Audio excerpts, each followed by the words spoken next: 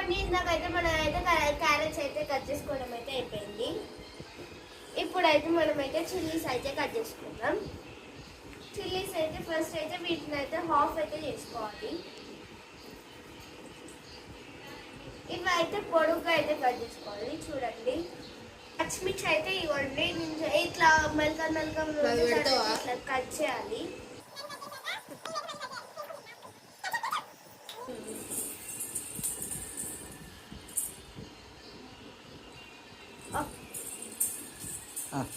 Okay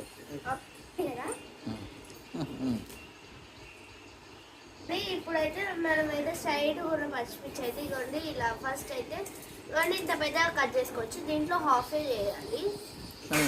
కంటికి అయితే దూరంలో కట్ చేయాలి, లేకపోతే కళ్ళలో పడుతుంది అనమాట. అప్పుడైతే ఎవరైతే సాంబార్ కోసం వెయిట్ చేస్తారో వాళ్ళకందరికి లేట్ అవుతుంది అనమాట.